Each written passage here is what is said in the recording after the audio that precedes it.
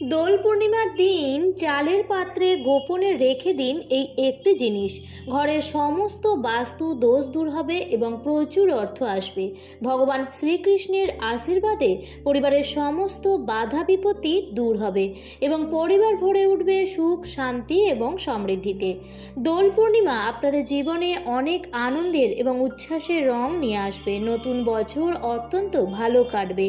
নমস্কার বন্ধুরা, ভক্তিমূলক কথা চ্যানেলে জানাই আপনাদের সকলকে স্বাগত। বন্ধুরা, আশা করছি ঈশ্বরের আশীর্বাদে আপনারা প্রত্যেকেই ভালো আছেন এবং সুস্থই আছেন। আর হাতে গোনা কয়েকদিন বাকি, সামনেই আসতে চলেছে দোল পূর্ণিমা। দোল পূর্ণিমা তিথিতে প্রত্যেক গৃহস্থ বাড়িতেই মা লক্ষ্মীর বিশেষ পূজা অর্চনা করা হয়ে থাকে। অনেক বাড়িতেই সত্যনারায়ণ ভগবানের পুজো হয়।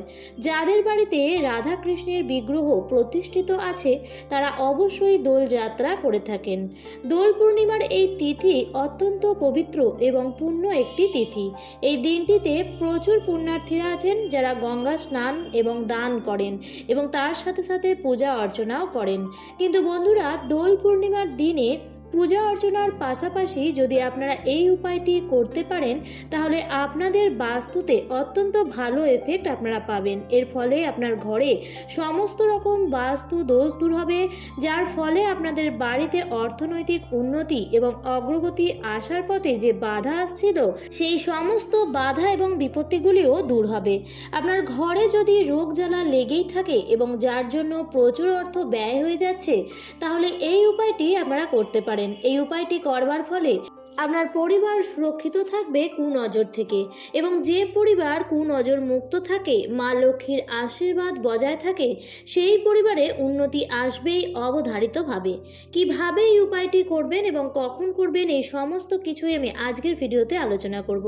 তো চলুন বন্ধুরা, ভিডিওটি শুরু করা যাক। তবে মূল পর্বে যাওয়ার আগে আমার সকল বন্ধুদের একটাই অনুরোধ করব যে ভিডিওটি স্কিপ না করে সম্পূর্ণরূপে দেখুন, এবং দেখার পর যদি ভালো লাগে তাহলে অবশ্যই ভিডিওটিতে লাইক করবেন এবং কমেন্টসে লিখবেন জয় শ্রীকৃষ্ণের জয়, জয় মা লক্ষ্মীর জয়। এবং বন্ধুরা, ভিডিওটি শেয়ার করবেন আপনাদের নিকট আত্মীয় স্বজন এবং বন্ধু বান্ধবদের সাথে, যাতে সবাই এই ভিডিওটি থেকে উপকৃত হতে পারে। প্রথমেই আপনাদের জানিয়ে দিই দোল পূর্ণিমা কবে পড়েছে। এই বছর এই দোল পূর্ণিমা পড়েছে বাংলার 29শে ফাল্গুন 1431, ইংরেজির 14ই মার্চ 2025 শুক্রবার দিন। পূর্ণিমা তিথি শুরু হচ্ছে আগের দিন, অর্থাৎ 28শে ফাল্গুন 13ই মার্চ বৃহস্পতিবার সকাল 10:24 থেকে। আর পূর্ণিমা তিথি থাকছে 29শে ফাল্গুন 14ই মার্চ শুক্রবার সকাল 11:35 পর্যন্ত।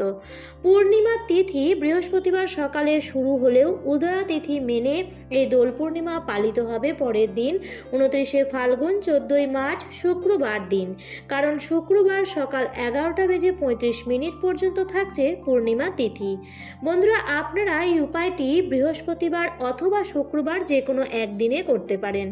দোল পূর্ণিমা একটি অত্যন্ত পবিত্র দিন। এই দিন খুব সকাল সকাল ঘুম থেকে ওঠার চেষ্টা করবেন। বিশেষ করে সূর্যোদয়ের আগে শয্যা ত্যাগ করুন এবং উঠে সূর্যোদয় দেখুন। এর শুভ প্রভাব আপনি সারা বছর পাবেন। বন্ধুরা, ব্রহ্ম মুহূর্তে যদি ওঠার অভ্যাস করতে পারেন তাহলে সব থেকে ভালো, এবং উঠেই হাতের করতল দর্শন করবেন এবং উঠেই বাড়ি ঘর দৌড় পরিষ্কার পরিচ্ছন্ন করে নেবেন। সেই দিন অনেকেই আছেন গঙ্গা স্নান করে থাকেন। যদি আপনাদের পক্ষে গঙ্গা স্নান করা সম্ভব না হয় তাহলে বাড়িতেই আপনারা স্নান করবেন এবং স্নানের পরে গায়ে, মাথায়, বস্ত্রে সর্বত্র গঙ্গার জলের ছিটে দিয়ে দেবেন। আগেকার দিনের মানুষেরা পূর্ণিমা তিথিতে গঙ্গা স্নান করতেন এবং স্নানের পর দান করতেন। তাই যদি সম্ভব হয় এই দিন আপনারা সাধ্য সামর্থ্য মতো দান দক্ষিণা অবশ্যই করবেন, বিশেষভাবে করবেন, কারণ এই দিন মা লক্ষ্মীর গৃহে আগমনের দিন। তাই যদি সম্ভব হয় বাড়ির সর্বত্র মা লক্ষ্মীর চরণের আলপনা দিয়ে দেবেন। বিশেষ করে বাড়ির মুখ্য দরজা থেকে ঠাকুর ঘর বা ঠাকুরের সিংহাসন পর্যন্ত যদি মা লক্ষ্মীর চরণের আলপনা দিতে পারেন তাহলে সেটি অত্যন্ত ভালো ফল দেয়। গৃহস্থ বাড়ির জন্য সেটি অত্যন্ত ভালো। সেই দিন মা লক্ষ্মীর জন্য অবশ্যই একটি নতুন ওড়না নিয়ে আসবেন এবং মা লক্ষ্মীকে আপনার সাধ্যমতো ফল মিষ্টান্ন দিয়ে পূজা অর্চনা করে নেবেন। তারপর যেভাবে আপনারা নিত্য পুজো দিয়ে থাকেন সেইভাবেই দিয়ে দেবেন। সেই দিন মা লক্ষ্মীর সামনে একটি নিখুঁত পান দেবেন এবং সেই পানটির ওপর দেবেন একটি সুপারি এবং একটি 16 আনার কয়েন, অর্থাৎ একটি 1 টাকার কয়েন এবং একটি কড়ি। 16 আনা সম্পূর্ণতা প্রকাশ করে, তাই 16 আনার কয়েন দিয়েই কিন্তু এই কাজটি করতে হবে। প্রথমেই আগেই সমস্ত জিনিস গঙ্গার জল দিয়ে ধুয়ে শুদ্ধ করে নেবেন। তারপর সিঁদুর এবং সর্ষের তেল মিশিয়ে একটি গোলা সিঁদুর বানানো হয়। সেই সিঁদুরটি আপনারা পানের মধ্যে তিলক করে দেবেন, সুপারিতে এবং কড়িতেও তিলক করে দেবেন এবং যে 1 টাকার কয়েনটি আছে তার মধ্যেও একটি তিলক করে দেবেন। পান এবং সুপারি দিয়ে মা লক্ষ্মীকে আহ্বান জানানো হয়। 16 আনা দিয়ে বোঝানো হয় 16 কলা পূর্ণ হলো। বন্ধুরা, এইভাবে মা লক্ষ্মীর সামনে যে জিনিসটি আপনারা নিবেদন করবেন তার মধ্যে একটি হলুদের গাঁট দিতে ভুলবেন না। পান, সুপারি, হলুদের গাঁট এবং একটি 1 টাকার কয়েন আর নেবেন একটি কড়ি। এই সমস্ত সামগ্রীগুলির উপর ফুল দিয়ে পূজা করে নেবেন। সেই দিন সেটি মা লক্ষ্মীর চরণের কাছে সেইভাবেই রেখে দেবেন। বন্ধুরা, এরপর এই বিশেষ কাজটি আপনারা করবেন দোল পূর্ণিমার দিন সন্ধ্যাবেলায় এবং এই বিশেষ জিনিসটি আপনাদের মেশাতে হবে আপনাদের বাড়ির রান্নাঘরের চালের পাত্রে।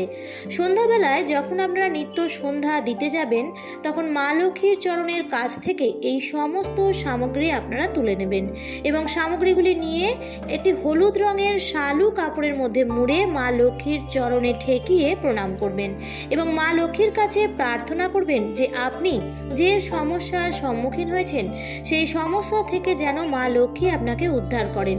আপনি তারপর সেই পুঁটলিটি নিয়ে আসবেন আপনার বাড়ির রান্নাঘরে এবং তারপর সেই পুঁটলিটি নিয়ে এসে আপনার রান্নাঘরে যে চালের পাত্রটি আছে তার মধ্যে আপনি যতটা সম্ভব সেখানে ঢুকিয়ে দেবেন, অর্থাৎ সেটি উপরের দিকে রাখবেন না, একদম ভিতরের দিকে যেন ঢুকে থাকে সেইভাবেই রাখবেন। যেদিন আপনারা এই উপায়টি করবেন সেদিন কিন্তু কোনো আমিষ জাতীয় খাবার রান্নাঘরে ঢোকাবেন না, এই বিষয়টি খুব ভালোভাবে খেয়াল রাখবেন। বন্ধুরা, চালের যে পাত্রটি হয় সেটি আমাদের ঘরের সুখ সমৃদ্ধির প্রতীক। একটি বাড়ির ভালো সচ্ছল অবস্থা বোঝানোর জন্য আমরা বলি ধনধান্যে ভরপুর, অর্থাৎ শুধু ধন সম্পত্তি বা টাকা পয়সাতেই ভরপুর নয়, ধান্যেও ভরপুর, অর্থাৎ খাদ্যেও ভরপুর। মানুষের জীবন কাটানোর জন্য অর্থের প্রয়োজন তো অবশ্যই আছে, অর্থ ছাড়া জীবনের অনেক কিছুই সম্ভব নয়। তবে অর্থ তো মানুষ খেতে পারে না, বেঁচে থাকতে হলে খাবারের প্রয়োজন হয়। আপনার বাড়ির চালের যে পাত্রটি সেটি হচ্ছে মা লক্ষ্মীর বাস, মা অন্নপূর্ণার বাস। তাই তো চালের পাত্র যদি ফাঁকা হতে শুরু করে তাহলে কিন্তু বাড়ির গৃহিণী সেটি পূর্ণ করে দেয়। চাল যদি কখনো শেষ হয়ে যায় তখন বাড়ির গৃহিণী কিন্তু বলে না যে কখনোই যে চাল শেষ হয়ে গেছে, তিনি বলেন যে চাল বাড়ন্ত, অর্থাৎ চাল শেষ হয়ে গেছে। এই কথাটি এতটাই খারাপ যে সেটি মুখেও তারা আনেন না। বলা হয় যে চালের পাত্র অর্ধেক হতে হতে আবার তার মধ্যে চাল পূর্ণ করে দেওয়া উচিত, কারণ চালের পাত্র বাড়ির সুখ সমৃদ্ধির প্রতীক হয়ে দাঁড়ায়। বন্ধুরা, এই চালের পাত্র কিন্তু দেখানো হয় যখন বাড়িতে নববধূ আসে। তবে বন্ধুরা, এই কাজটি যেদিন করবেন সেদিন চেষ্টা করবেন লাল রঙের বস্ত্র পরে করার, কারণ লাল রং মা লক্ষ্মীর অত্যন্ত প্রিয়। লাল ছাড়া যে কোনো রঙেরই বস্ত্র পরতে পারেন, কিন্তু কালো রঙের বস্ত্র পরবেন না। এবং খেয়াল রাখবেন এই দিন যেন বাড়িতে কোনো রকম ঝগড়া অশান্তি না হয় এবং রান্নাঘরে কোনো রকম এঁটো বাসন না থাকে। মা লক্ষ্মী কিন্তু সেই বাড়িতেই থাকে যে বাড়ির পরিবেশ সুন্দর। বন্ধুরা, দোল আমাদের ঋতুচক্রের শেষ উৎসব। এই দিনটির জন্য আমরা প্রত্যেকেই প্রায় সারা বছর ধরেই অপেক্ষা করে থাকি। এই সময় প্রকৃতিও তার নিজের রূপকে ফুটিয়ে তোলে। দোল পূর্ণিমা বা দোলযাত্রা সনাতন হিন্দু ধর্মাবলম্বীদের কাছে একটি অত্যন্ত গুরুত্বপূর্ণ ধর্মীয় ও বর্ণিল উৎসব। তাই বন্ধুরা, দোল পূর্ণিমার দিন আনন্দের পাশাপাশি এই উপায়টি অবশ্যই করুন, আপনাদের সংসারেরই মঙ্গল হবে। আজকের ভিডিওটি এই পর্যন্তই। ভিডিওটি দেখে ভালো লাগলে অবশ্যই লাইক, কমেন্ট এবং শেয়ার করতে ভুলবেন না এবং চ্যানেলে যদি নতুন হয়ে থাকেন তাহলে অবশ্যই চ্যানেলটিকে সাবস্ক্রাইব করে পাশে থাকা বেল আইকনটির অল লেখাটিতে ক্লিক করে দেবেন। আবারও দেখা হবে পরবর্তী নতুন কোনো ভিডিওতে। ভালো থাকবেন, সুস্থ থাকবেন। ধন্যবাদ।